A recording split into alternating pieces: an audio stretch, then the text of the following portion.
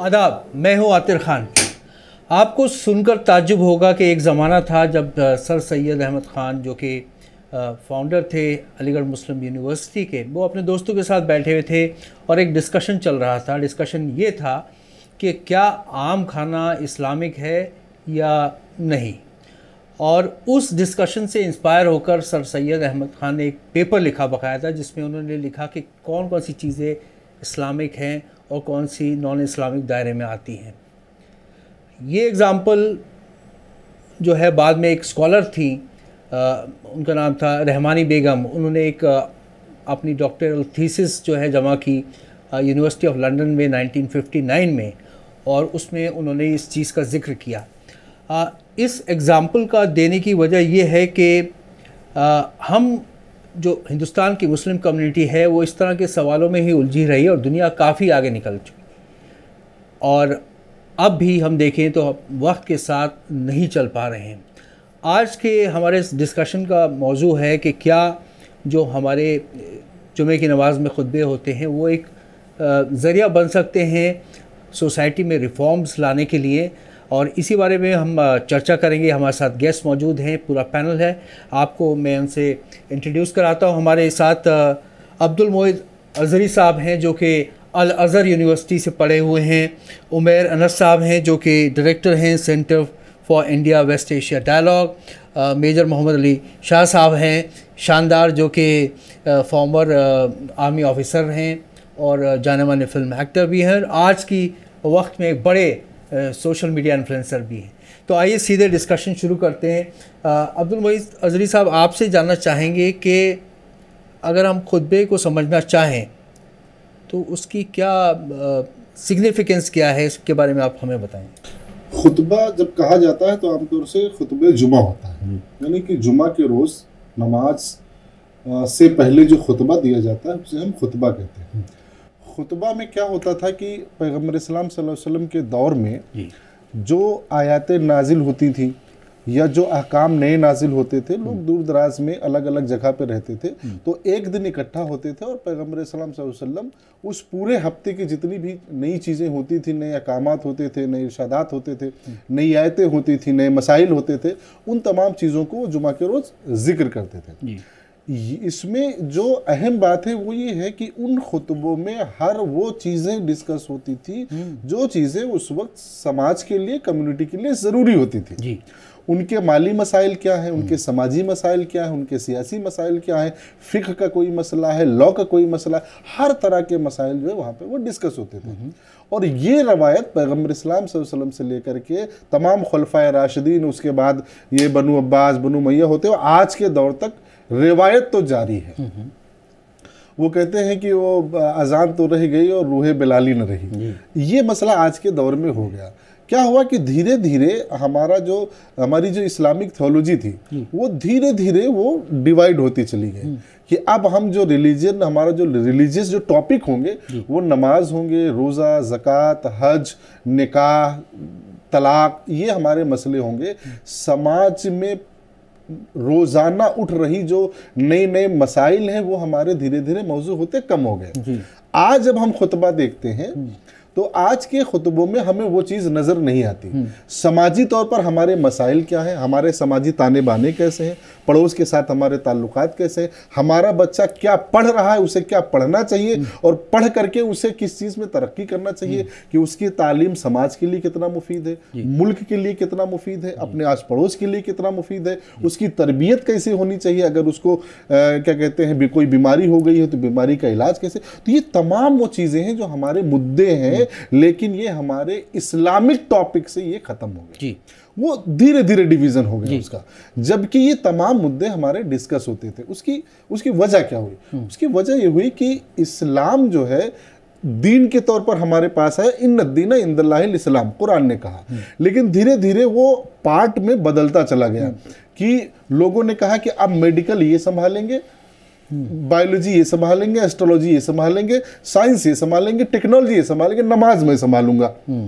जबकि ये था कि मस्जिद का इमाम वो मस्जिद का दायरा जितना वसी है, 15 घर थे, 20 घर थे, 50 घर थे, मस्जिद का इमाम उन 50 घर के माली मसाइल, सियासी मसाइल, समाजी मसाइल, तिब्बी मसाइल, जितने भी मसाइल थे उनसे बेदार होने, बेदार करने और बेदार करने के बाद उन मसाइल के हल तलाश करने के लिए जिम्मेदार होता था। जी। अगर वो खुद मुआलिज नहीं है, हाँ। डॉक्टर नहीं है, तो किसी डॉक्टर से कंसल्ट करके उनको बताता कि इस तरह की बीमारी आ गई है, आप बचें। समाजी बीमारी आ गई है कि लोग भाई भाई से जो है वो नफरतें करने लगा है, माँ बाप के ताल्लुकात बच्चों से सही नहीं रहे, बेटा बाप से जो है वो दूर होता जा रहा है और समाजी ताने बाने में हिस्सा नहीं ले रहा है। एक इसकी बहुत बड़ी वजह आज हमारे माशरे में हम ये देख सकते हैं कि इस्लाम के मानने वाला एक मुसलमान पुरतशद्दुद वाक़यात में कैसे इन्वॉल्व हो जाता है, इसकी बड़ी वजह यह रही कि हमने उसे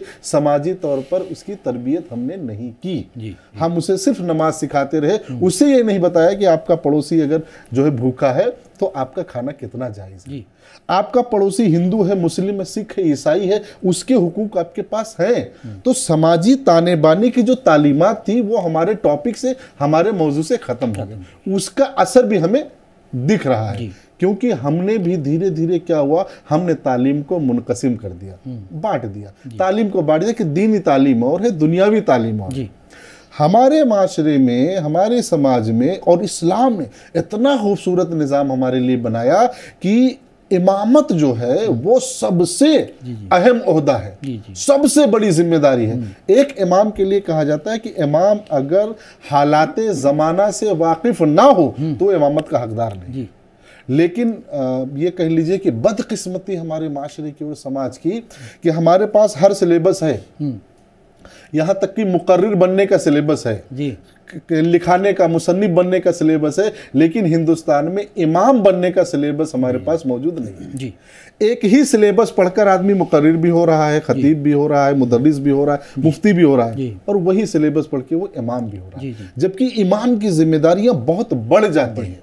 अब ज़रूरी ये है कि इमाम की तकर्री को लेकर के इमाम की महारतों पर नज़र होना बहुत ज़रूरी है कि इमाम अगर माहिर नहीं होगा तो वो माशरे के मसाइल को आपसे वाकिफ़ नहीं करा सकता, ना ही उसके इलाज के लिए वो कोशिश कर सकता है।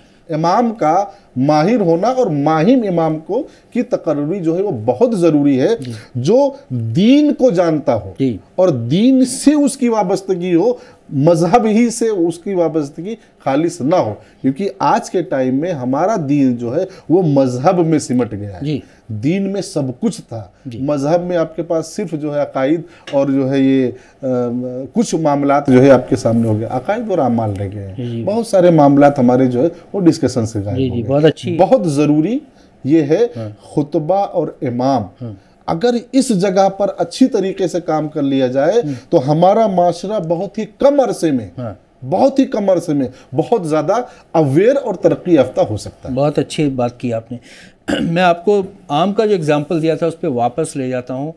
इस पर बहस इस वजह से छिड़ी थी क्योंकि उस ज़माने में अरब में आम नहीं हुआ करते, तो जाहिर बात है सल्लल्लाहु अलैहि वसल्लम या फिर खलीफा हज़रात जो हैं उन्होंने आम नहीं खाया, तो फिर सवाल ये उठा कि क्या हिंदुस्तान के जो मुसलमान हैं वो आम खा सकते हैं, नहीं खा सकते हैं। बहरहाल अब मैं अगले सवाल की तरफ बढ़ता हूँ।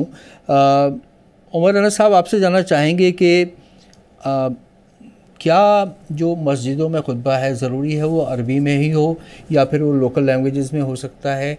आप आजकल जो खुतबे होते हैं मस्जिदों में वो किस तरह के होते हैं और क्या वो इस्लाम की सही सीख जो है वो लोगों को देख पाते हैं या नहीं?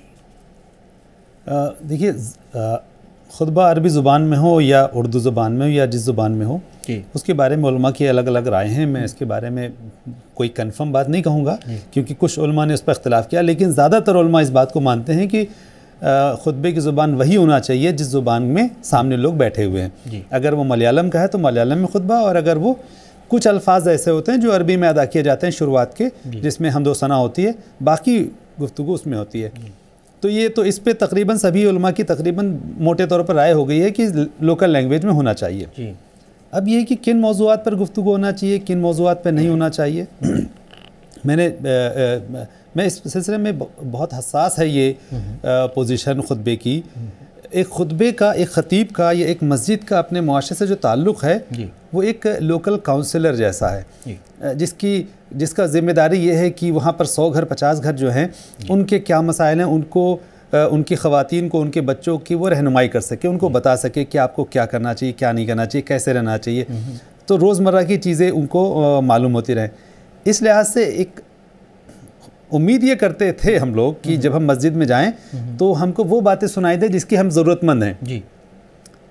हमारे यहाँ गुर्बत फैली हुई है पूरे इलाके में और साल गुजर जा रहे हैं, मस्जिद में कभी इस बात पर तकरीर नहीं हो रही है कि हम कैसे बरसरे रोज़गार बने जी, हम वो कौन से काम करें जिससे हम अपनी गुर्बत को दूर कर सकें, या कम से कम इमाम साहब यही बताएं कि इस्लाम ने गरीब रहना मना किया है, गुनाह है ये बात की गरीब रहे कोई इंसान। बार बार कहा गया कि लेने वाला हाथ देने वाले से नीचे है। बहुत मरतबा कहा गया है कि हर हाल में पैसा कमाना है, जायज़ तरीके से कमाना है, पैसा कमाना है, अपने पैरों पर खड़ा। ये बातें हमारी तकरीरों में नहीं आने की वजह से उसका असर ये हुआ कि मोहल्ले में लोग बेरोज़गार बैठे हैं और उनको कोई ताना देने वाला नहीं। आपको इस बात पर तो नाराज़गी है कि एक बंदा है वो नमाज़ पढ़ने नहीं आया, लेकिन इस बात पर आपको नाराज़गी नहीं हुई कि वो बंदा नमाज़ पढ़ रहा है, इसके बावजूद बेरोज़गार है। तालीम का मामला है, ख़वातीन कैसे मुमकिन था कि इस्लाम जैसा अजीम मज़हब आया जिसकी शुरुआत यहाँ से हुई, इक़रा बिस्मि रब्बिकल लज़ी ख़लक़, पढ़ो अपने रब के नाम से। जो मज़हब पढ़ाई के नाम से शुरू हुआ हो, उसकी मस्जिद हो और वहाँ औरतें जो हैं वो तालीम याफ्ता ना हो, बच्चे तालीम याफ्ता ना हो, ये नामुमकिन था सोचना। और शुरुआत की पीरियड में जब इस्लाम आया तो तालीमी इनकलाब आ गया। लोग, यानी इस्लामी दौर का जो पहला दौर है वो तो ऐसा है कि लोग गए यूनान में और उन्होंने वहाँ बड़े ख़जाने मिले किताबों के, उन्होंने आकर के फ़ौरन तर्जुमे करना शुरू कर दिए।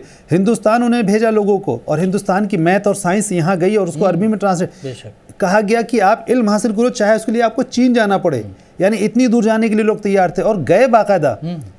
जब हम इस बड़ी इस्लामी तस्वुर को देखते हैं और जब मसाजिद का रोल देखते हैं तो हम ये देखते हैं कि सड़कें गंदी हैं, मस्जिदों में तकरीर हो रही है, गंदगी पर तकरीर नहीं, बेरोज़गारी है उस पर तकरीर नहीं, औरतों के मसाइल हैं, यानी बीवी और शौहर के ताल्लुकात ख़राब हैं, लोग अपनी बीवियों को जानवरों की तरह मार रहे हैं, मस्जिदों में उनको डांटने डपटने और उनको समझाने वाला कोई नहीं है। ये बहुत सारे मसाइल हैं जो मस्जिद उसको रिफ्लेक्ट नहीं करती। उससे फिर हमको इस बात का अफसोस हुआ कि काश मसाजिद में वो बातें कही जाती जिसकी हमें ज़रूरत थी। मैं समझता हूँ कि मसाजिद का इसीलिए बहुत ज़्यादा रिलेवेंस हमारे सोसाइटी में कम होता गया कि हम अपनी जो ज़रूरत की चीज़ें वो वहाँ नहीं आ रही हैं। ये मौज़ूआत ऐसे हैं कि जिसके लिए ज़रूरत है, और इसमें ख़तीब का रोल इसलिए बहुत अहम है। ख़तीब की ट्रेनिंग, जैसे मोई साहब ने कहा कि ख़तीब की उस हैसियत से ट्रेनिंग, उसको सेंसिटाइज़ किया जाए, उसको अवेयर कराया जाए कि तुम्हारे माशरे में क्या क्या चीज़ों की ज़रूरत है। ट्रेनिंग जैसे आपने कहा वो चीज़ आनी चाहिए, और ख़ुतबे को सचमुच में एक ऐसा source of awareness, source of enlightenment बनाया जाए कि जहाँ पर एक ख़तीब हो बल्कि दूर दूर से लोग आएँ कि भाई हम भी ज़रा चार बातें समझ लें। बिल्कुल बिल्कुल, तो सोर्स ऑफ एनलाइटनमेंट होना चाहिए एक ख़तीब का जो खुतबा होता है या सरमन जिसको अंग्रेज़ी में कहते हैं। मेरे साहब ऐसा नहीं कि काम नहीं हो रहा है इस फील्ड में। डॉक्टर ज़फ़र महमूद एक स्कॉलर हैं, सिविल सर्वेंट रह चुके हैं, उन्होंने इस पर बहुत काम किया और उन्होंने एक पूरा खाका तैयार किया है जिसमें उन्होंने लिखा है कि ख़तीब की ट्रेनिंग में क्या क्या चीज़ें होनी चाहिए। उसमें मज़हब एक पार्ट है उसका, लेकिन पूरा कंसंट्रेशन उस पर नहीं होना चाहिए, बल्कि उसमें एक खुतबे में गवर्नमेंट पॉलिसीज़ के बारे में भी बताना चाहिए, गवर्नमेंट की क्या स्कीम्स हैं, उससे लोग कैसे उसका फ़ायदा उठा सकते हैं, इन सब बारे में भी जानकारी देनी चाहिए। अपने माशरे, अपने सोशल को एग्जिस्टेंस के बारे में बात करनी चाहिए। आपका क्या ख्याल है कि आप किस तरह का खुतबा सुनना चाहते हैं जब आप मस्जिद जाते हैं? आपका क्या एक जहन में रहता है? देखिए, मैं चॉइस तो अनफॉर्चुनेटली कर सकता कि भाई क्या खुतबा मेरे को सुनना है और क्या मेरी राय है या क्या डिमांड है, मुझे सुनना पड़ेगा जो मौलवी साहब वहाँ पे सुना रहे हैं। लेकिन अगर कभी ऐसा हो कि मैं क्या सुनना चाहूँगा तो फिर जी हाँ, प्रोग्रेस, डेवलपमेंट, रिफॉर्म्स, जैसे कि उमर भाई ने बताया कि बेरोजगारी के बारे में कोई नहीं बात कर रहा, अबाउट एक फौज में क्यों है वहाँ पे शिवलरी, लेडीज के साथ कैसे बिहेव करते हैं, जी कोई नहीं बताता है इसमें। आपको डराया जाएगा जी। अब तो खैर चेंज हो रहा है धीरे धीरे, मैं देख रहा हूँ कि बदलाव आ रहा है वैसे जी। लेकिन मेरे को बचपन में याद है कि मौलवी साहब बस चलाते थे माइक पे, और माइक पे चलाने का क्या तो क्या मेरे को समझ में नहीं आया फ्रैंकली अब तक। और तेज आवाज में बोलना, आई डोंट नो, उसका लॉजिक समझ में नहीं आया मेरे को जी। और वो डराया जाया करता था कि भाई अगर ये नहीं करोगे, वो नहीं करोगे तो ये होएगा, वो होएगा, अच्छी बातें नहीं जी, ऐसा मुझे लगा जी। मगर अभी मैंने देखा ऑफ लेट तो खुतबे में हेल्थ, फिटनेस, हाइजीन, क्लीनलीनेस की बातें हो रही थी, वो बहुत अच्छा लगा मेरे को। अच्छा।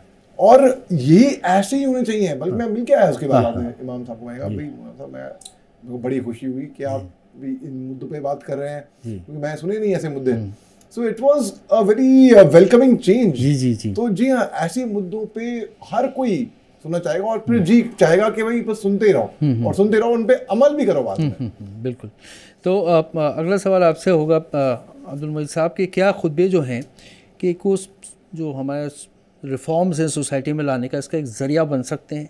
क्या आपको लगता है कि इसमें वो पोटेंशियल है? नहीं, बिल्कुल ये खुतबे होते ही इसीलिए थे। अच्छा, यहाँ पर एक टेक्निकल इशू पर हमको बात करना चाहिए जी, क्योंकि हमने अभी इतने डिस्कशन में ये बात की है कि जो जुमा का खतीब है या इमाम है उसको करंट अफेयर से वाकिफ़ होना चाहिए, वो जो समाजी मसाइल हैं, सियासी मसाइल हैं, माली मसाइल हैं, तिब्बी, जितनी भी इन तमाम से वाकिफ़ होना चाहिए और उस पर कोई गुफ्तगू करनी चाहिए। लेकिन ये टेक्निकली पॉसिबल नहीं है कि एक इमाम वो डॉक्टरी भी जानता हो, एक इमाम वो ज्योग्राफी भी जानता हो, एक इमाम वो बायोलॉजी भी जानता हो, एक इमाम वो साइकोलॉजी भी, ये तमाम चीज़ें जानता हो एक इमाम, ये ज़रूरी नहीं है। बिल्कुल। ये समझने के लिए हमें ये समझना होगा कि नमाज को जमात के साथ, यानी कि आप नमाज जो है घर में पढ़ने की बजाय एक मस्जिद में इकट्ठा होकर पढ़ें, एक मोहल्ले में एक मस्जिद हो और फिर इसके बाद एक इलाके में अलग अलग जो मस्जिदें हो, जुमा के रोज़ तमाम मस्जिद के लोग एक जुमा की मस्जिद में, जामे मस्जिद में आकर के इकट्ठा हों। फिर हमें इसके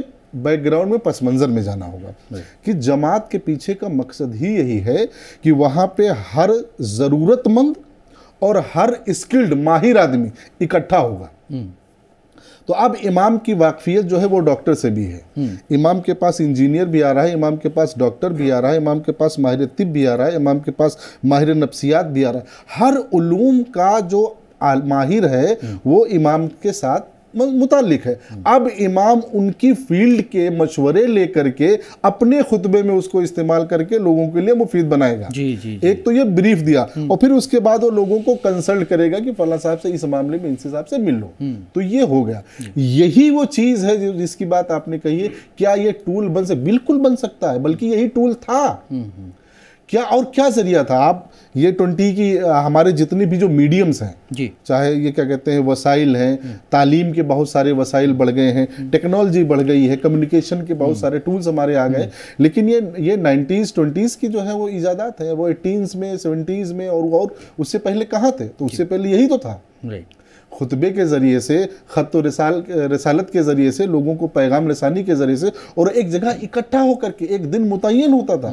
ये जुमा का दिन जो है ये मुसलमानों के यहाँ ही नहीं, ये तकरीबन मालूम तारीख़ के एतबार से हर कम्युनिटी में हज़रत आदम से लेकर हज़रत ईसा तक जो मालूम तारीख़ है उसके मुताबिक एक दिन मुतय्यन होता था हफ्ते का, जहाँ पर लोग तमाम मसाइल पर गुफ्तगू करते थे और उसका हल निकालते थे।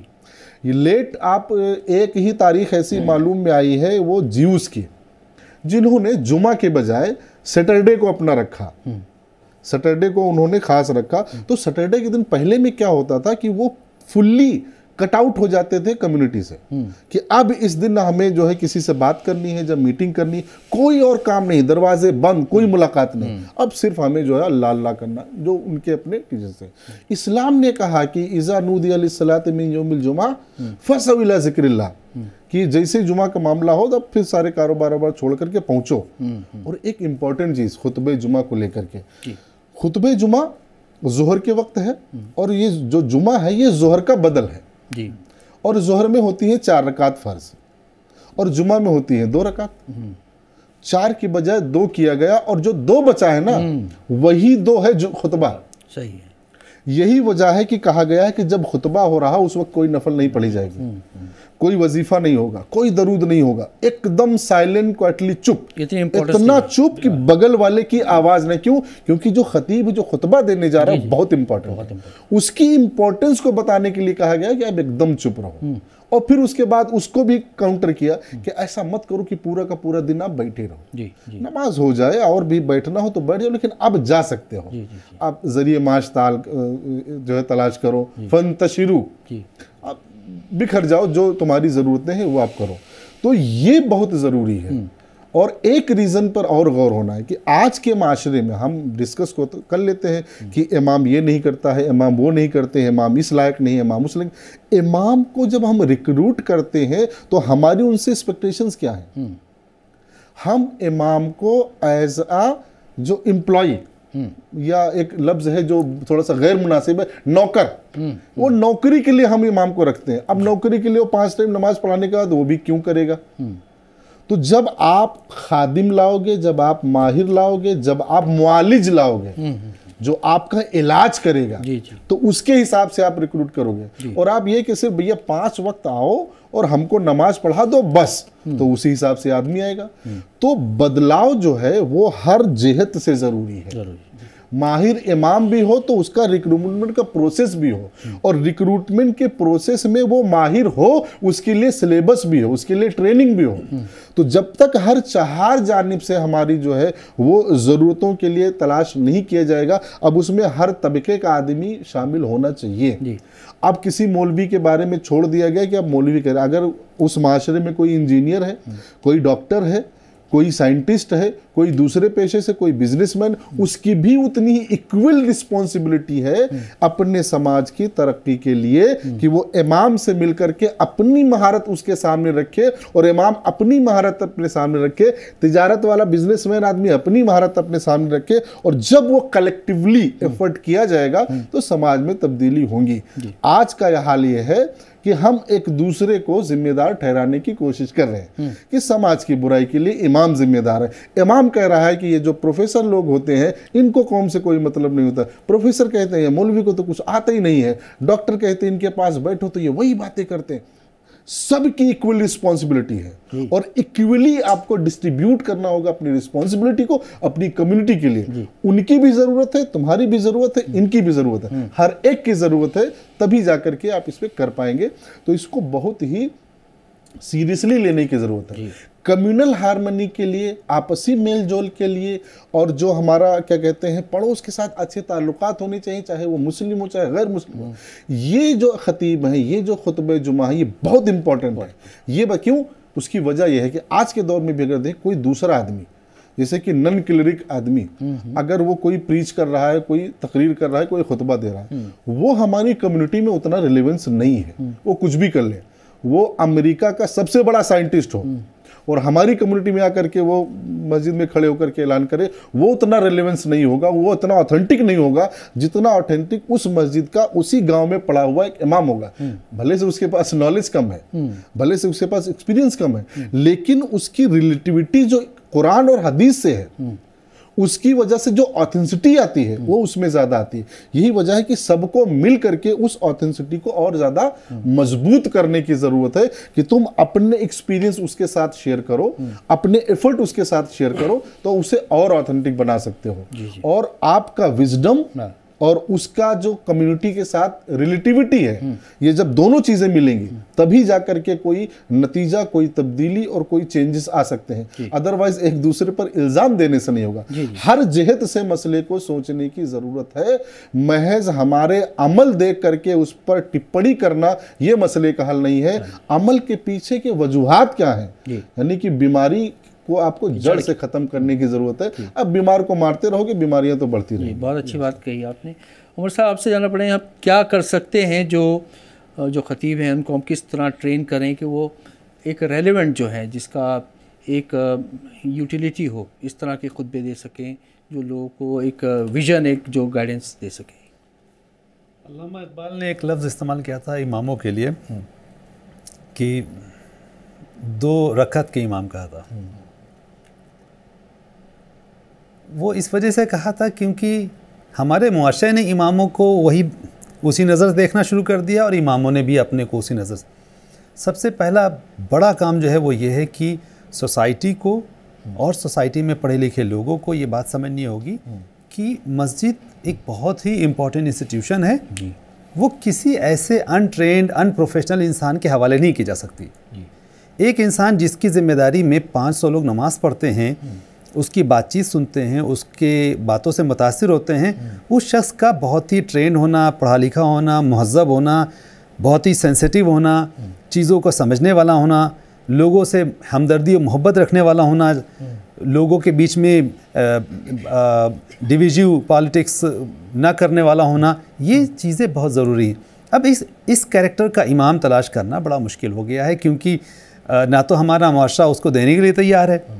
हमारा मुआशरा जो है वो किसी भी ट्यूशन के लिए जाएगा और 3000 रुपये दे देगा, इमाम साहब को वो 100 ही रुपये देना चाहता है। हमें ये माइंडसेट अपने सोसाइटी में बदलना होगा और इमाम को एक रिस्पेक्टेबल पोजीशन बनाना होगा। और उस रिस्पेक्टेबल पोजीशन बनाने के लिए ज़रूरी है कि इमाम को एक कॉम्पिटिटिव पोजीशन बनाया जाए और उसके लिए अपॉइंटमेंट सभी तबके, सभी जो फ़िरक़े हैं, बरेलवी, जमात इस्लामी, देवबंदी, कोई भी हों, वो आपस में तय करें कि वो अपने इमामों की ये ट्रेनिंग देंगे, ये सर्टिफिकेट देंगे, और इस सर्टिफिकेट को लेकर के जो लोग इमामत करने जाएंगे वो कम से कम इस सैलरी को क्लेम करेंगे। और सारे वक्फ बोर्ड या मस्जिदों के जो ज़िम्मेदारान हैं वो तय करें कि कम से कम इतनी सैलरी ज़रूर देंगे। आप एक रख दीजिए कि ये 15 स्किल्स हैं, जो हाईएस्ट इसमें होगा उसको हाईएस्ट सैलरी मिल जाएगी, जो इसमें लोवेस्ट होगा उसको कम से कम सैलरी मिलेगी। उसके लिहाज से वो आते जाए। उससे क्या होगा कि जो अच्छे लोग हैं सोसाइटी में वो इमाम बनना चाहिए। मैं एक एग्जांपल देना चाहता हूँ, ये बिल्कुल ज़रूरी नहीं है इमाम बनने के लिए कि सिर्फ एक मदरसे से पढ़ा हुआ तालिब इल्म जो है वो इमाम बने। एक इंजीनियर है, उसने अरबी ज़ुबान सीख ली, बहुत सारे इंजीनियर अरबी ज़ुबान जानते हैं, डॉक्टर अरबी ज़ुबान जानते हैं, उन्होंने दीन की बड़ी किताबें पढ़ रखी और उसी मोहल्ले में रहते हैं, वो भी इमाम बन सकते हैं। वो अपने किसी भी मजहबी इदारे से एक सर्टिफिकेट हासिल करें और वो भी इमामत के लिए, अगर ऐसे लोग इमामत करें तो और ज़्यादा वहाँ पर हो सकता है वो पैसे भी ना लें। तो हमें इमामत के काम को रिस्पेक्टेबल बनाना होगा, ट्रेनिंग देनी होगी और उस ट्रेनिंग के साथ उसको सोसाइटी में लाना होगा ताकि वो एक अच्छा रोल प्ले कर सके। मेजर साहब आपसे पूछना चाहेंगे कि क्या आपको लगता है कि जो खुतबे का प्लेटफॉर्म है उसको कौमी यकजहती और अमन का एक जो मैसेज है, एक संदेश देने के लिए इस्तेमाल करना चाहिए? हाँ बिल्कुल बिल्कुल, क्यों नहीं, बल्कि सारे मज़हब वही तो सिखाते हैं कि हमको एक साथ मिलजुल के रहना चाहिए, प्यार मोहब्बत में रहना चाहिए, charity, peace, forgiveness, large heartedness, सारे मज़हब वही सिखाते हैं। तो बिल्कुल, और इसमें ये ऐसी बातें होनी चाहिए बल्कि खुतबे में। और बल्कि अगर मैं बैठा हूँ और मौलवी साहब अरबी में कुछ बोल रहे हैं, उनको अरबी आती नहीं है और वो अपना अरबी में बात कर रहे हैं और बोल रहे हैं, समझा रहे हैं, किसी को भी अरबी आती नहीं है, तो मतलब मैं I think it's purpose is defeated. तो मैं समझूंगा नहीं कि जैसे कि उमर भाई ने बताया कि अगर मलयालम में है तो उसमें समझाएं, उसी भाषा में समझाएं जहाँ पे लोगों को समझ में आए। इसलिए अक्सर क्या होता है, मेरे एनालिसिस यहीं पे भी होते हैं, चाहे डिफेंस के ऊपर कहीं पे भी हो, मैं आम भाषा में बात करता हूँ ताकि लोग समझ पाएँ कम से कम। जैसे आप भाई ने एग्जाम्पल दिया बड़ा अच्छा, तो एक पैरेलल जब ड्रॉ कर लेते हैं तो लोगों को और भी अच्छे से समझ में आता है। तो उसी तरीके से आपने बिल्कुल सही फरमाया। बल्कि आर्मी में तो एक जगह है नासिक में, आर्टिलरी में, जिस रेजिमेंट से मैं आता हूँ, उसी स्क्वायर पे मंदिर, मस्जिद, गुरुद्वारा और चर्च एक ही जगह पे है और को एग्जिस्ट करती हैं साथ में। क्या बात है। आपको बताता हूँ एक वाकया, जब पार्टीशन हुआ था तब ब्रिटिश इंडियन आर्मी थी। तो ब्रिटिश इंडियन आर्मी में एक लेफ्टिनेंट कर्नल साहब थे, इनका नाम था लेफ्टिनेंट कर्नल फैज़ अहमद फैज़। अच्छा।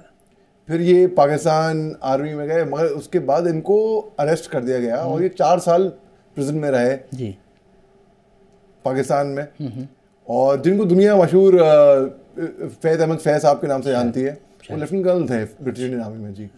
तो उसके बाद वो यूगोस्लाविया चले गए, इवन इन एग्जाइल, वो वापस आ नहीं पाए उसके बाद अपने मुल्क। उन्होंने एक बड़ी खूबसूरत नज़्म अपने मुल्क के लिए लिखी थी दरअसल, वो थी जो बाद में बॉलीवुड ने अडाप्ट किया उसको, बॉलीवुड ने भी, क्योंकि रोमांटिक टर्न दे दिया। हालांकि वो रोमांटिक टर्न के अंदाज से नहीं लिखी गई थी, वो लिखी गई थी अपने मुल्क के लिए। उन्होंने लिखा था, मुझसे पहली सी मोहब्बत मेरे महबूब ना मान। आपकी इजाज़त से खान साहब, अगर मैं इरशाद जी। तो उन्होंने लिखा था, मैं समझा था कि तू है तो दरख्शां है हयात, तेरा गम है तो गम दहर का झगड़ा क्या है, तेरी सूरत से है आलम में बाहरों को सबात, तेरी आंखों के सिवा दुनिया में रखा क्या है। तू जो मिल जाए तो तकदीर निगू हो जाए, यूं ना था मैंने फ़कत चाहा था यूं हो जाए, और भी दुख हैं ज़माने में मोहब्बत के सिवा, राहतें और भी हैं वस्ल की राहत के सिवा। अनगिनत सदियों की तारीख वही माना तलिस्म, रेशमों अतलसों का ख्वाब में बुनाए हुए, जा बजा बिकते हुए कूचो बाजार में जिस्म, खाक में लिथड़े हुए खून में नहलाए हुए जिस निकलते हुए अमराज के तरुणों में, लौट जाती है उधर को भी नज़र क्या कीजिए, अब भी दिलकश है तेरा हुस्न मगर क्या कीजिए, और भी दुख हैं ज़माने में मोहब्बत के सिवा, राहतें और भी हैं वस्ल की राहत के सिवा। अब अगर इतनी खूबसूरत ये इन्होंने नज़म लिखी है, क्या बात है, शुक्रिया। अब अगर लोगों को समझ में ना आए ये इतनी खूबसूरत नज़म होने के बाद, और फिर आप बॉलीवुड कहीं पे भी आप इसको एक रोमांटिक टर्न दे देते हैं, उसको आप एक तो सेंस पूरा मतलब ही चेंज हो जाता है। तो ठीक उसी तरीके से ये भी मैंने एक पैरल ड्रॉ कर रहा हूँ यहाँ पे। तो अगर जो खुतबा आपको दे रहे हैं उनका मतलब है ही मीन्स टू से दिस, आप समझे नहीं क्योंकि आपको वो भाषा नहीं आती, पहली बात तो आप केवल बॉडी लैंग्वेज से, उनका एग्रेसिवनेस से, उनके चीखने, आप और कुछ उसको, तो आपने बिल्कुल सही फरमाया। बल्कि जो मेरे जो दोस्त हैं जो मुसलमान नहीं हैं, वो सोचते हैं कि जब मस्जिद के अंदर जुम्मे पे ख़ास तौर से पता नहीं क्या सिखाया जा रहा है। हम लोग हमारे अनुमान तौर पे मुसलमानों को भी एक ना सबकी बात नहीं कर रहा, बचपन में ये है कि आरएसएस की शाखाओं में पता नहीं क्या सिखाते हैं, तलवार लाठी मारना, लोग सोचते हैं ऐसे अनुमान तौर पे, ऐसा हालांकि ना हो, ऐसा हालांकि ना हो। वैसे ही गलतफहमी लोगों को मदरसों के बारे में कि मदरसों में क्या सिखाया जा रहा है, मैं क्या सिखाया जा रहा है, तालीम हासिल कर रहे हैं वही बच्चे। मैं बड़े मैं तो कह रहा हूँ वाइस प्रेसिडेंट ऑफ इंडिया जो मदरसों से आए हैं, बिल्कुल पढ़े। राजा राम मोहन रॉय जिनकी मैंने बात की थी पहले, सोशल रिफॉर्म, वो मदरसे में पढ़े थे, बल्कि राजेंद्र प्रसाद जी वो मदरसे में पढ़े थे। तो लोगों को तो लोगों को इल्म नहीं है उसके बारे में। इसमें एक चीज अगर ऐड कर सके बस 1 मिनट में, एक भाई ने भी और सर ने भी ये बात कही, जबान, चूँकि ये सही है कि खुतबे की जो ज़बान है वो अरबी है, और इसमें उलमा का इख्तलाफ भी हो गया है कि वो जो खुतबे हैं वो अरबी में हो सकते हैं या उर्दू में हो सकते हैं। तो हमारे यहाँ पे इंडिया में बाद में अभी उलमा ने एक उसका जो है अल्टरनेट निकाला और एक सब्स्टिट्यूट निकाला कि 2 वक्त में उसको जो है वो डिवाइड कर दिया, यानी कि जो अरबिक का खुतबा जो ओरिजिनल खुतबा है उससे पहले तकरीर का एक निकाला है कि जो आप खुतबा देने जा रहे हैं उसी खुतबे को आप सबसे पहले अपनी लोकल ज़बान में तकरीर के तौर पर आप उनको समझा दीजिए कि जो टॉपिक है बेसिकली, क्योंकि खुतबे में हमद है, फिर सना है, फिर खुलफा का नाम है और कौन किस फील्ड में माहिर था। एक बहुत इंपॉर्टेंट चीज़ उसके फॉर्मेट में ये है कि अगर अबू बकर सिद्दीक थे तो उनका क्या स्पेशलाइजेशन था, और उमर फारूक थे तो उनका क्या स्पेशलाइजेशन था, बाकी सहाबा थे तो वो भी हमारे लिए एग्जाम्पल थे। सदाकत की बात हो तो इनको देख लो, अदालत की बात हो तो इनको देख लो, फ़िक्र की बात हो तो इनको देख लो, हुकूक निभाने की बात हो तो इनको देख लो, वफादारी की बात हो तो ये एग्जाम्पल सेट थे। यही वजह है कि वो एक जो पूरा फॉर्मेट है उसको एज इट इज रखा, और जो उलमा ने कहा कि अच्छा ठीक है ज़बान का जहाँ तक मसला है तो उससे एक सब्स्टिट्यूट निकालो। और आज हिंदुस्तान के अक्सर मस्जिदों में, साउथ में तो हो सकता है क्योंकि वहाँ पे उनका अरब से कनेक्शन है तो वो अरबिक को समझ लेते हैं कुछ केरला वगैरह में, लेकिन यहाँ पर उर्दू में तकरीर मलयालम में, तेलुगु में, मराठी में, गुजराती में, पंजाबी में, अलग अलग रीजनल जगहों पर वो है। उसमें ये क्या होना चाहिए कि जो खुतबा के मौजू हैं, जो खुतबा के मकासिद हो, उन्हीं पर तकरीर हो, यानी कि उम्मत के मसाइल पर तकरीर हो, उम्मत को मसाइल में उलझाने वाली तकरीरें ना हो। अफसोस ये है कि हम उम्मत को मसाइल से निकालने के लिए मस्जिद में खुतबा देने के लिए जाते हैं और जब वापस आते हैं तो 4 मसाइल और लेकर के आ जाते हैं। आज की तारीख में हम आम खाते हुए बिल्कुल हिचकिचाते नहीं हैं, और जल्दी गर्मी आ रही है और आप भी आम खाएंगे रमज़ान बाद। सऊदी अरब के भी लोग आजकल आम खाने लगे हैं, लेकिन जिस रफ्तार से सऊदी अरब में तब्दीलियां आ रही हैं उससे हमें कुछ सीखना चाहिए। और जहाँ तक हिंदुस्तान का सवाल है, हमें अपने अगर मुआशरे को सुधारना है, उससे रिफॉर्म्स करने हैं, उनकी सूरत हाल को बेहतर करना है, तो हमें जो ख़तीब हैं, जो खुतबा देते हैं मस्जिदों में, उनके स्टैंडर्ड को इम्प्रूव करना पड़ेगा। उसके लिए उलेमा इकराम जो हैं उनका बहुत बड़ा रोल होता है। हम उम्मीद करते हैं कि वो अपनी ज़िम्मेदारी को समझेंगे। इसी के साथ ही मैं अपने सभी मेहमानों का शुक्रिया अदा करता हूं, वो आए, उन्होंने हमें यहाँ टाइम दिया। हम जल्दी हाजिर होंगे एक और मौजू के साथ, इतने ही दिलचस्प मौजू के साथ बहुत जल्द। तब तक के लिए आदाब।